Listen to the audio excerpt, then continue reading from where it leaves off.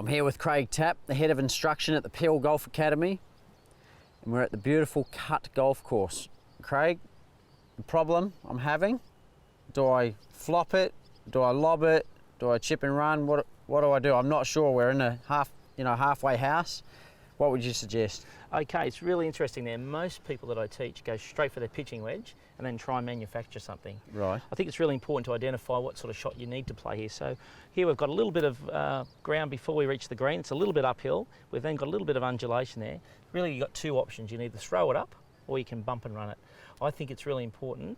If you were to play this shot 1,000 times, the bump and run is going to be more reliable. Okay. So it's not as flamboyant as the nice high shot, which we good. all want to do. You know, all the guys want to throw it up there. But if you were over the whole year, you're much more reliable using a 7-iron.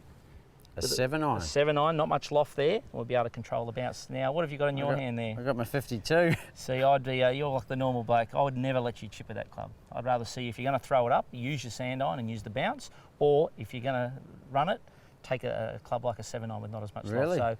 So I think you're in no man's land there, and most people I teach do exactly that same thing. They sort of get stuck. So what I'm going to do is I'm going to show you how to do the little bump and run. It's a really important shot.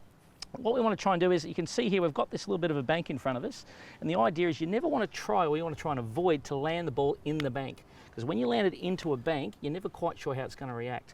So what I'm going to do here is try and land it just in front of myself here on the flat area, Right. so I know I'm going to get the consistent bounce. So we're going to play the ball. So you're going to hit it harder to do that? No, not at all, but I'm going to be very aware of the angle I'm coming in. So I want to create a nice low shot here. Okay. So I'm going to have my feet together. I'm going to play the ball back, I'm going to lean the shaft. Now you wouldn't think it'd make much difference whether you have your feet together or apart.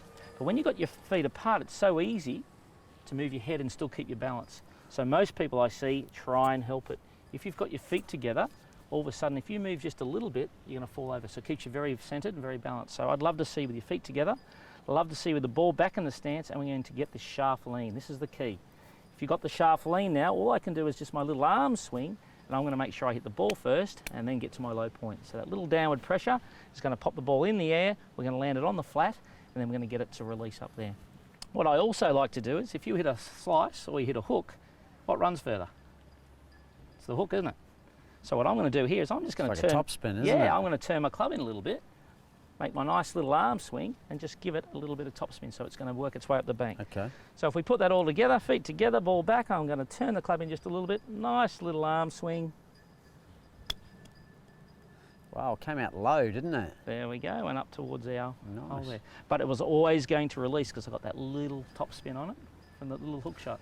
So you've got the wrong club in your hand. All right. There we go. We'll try your 7-iron.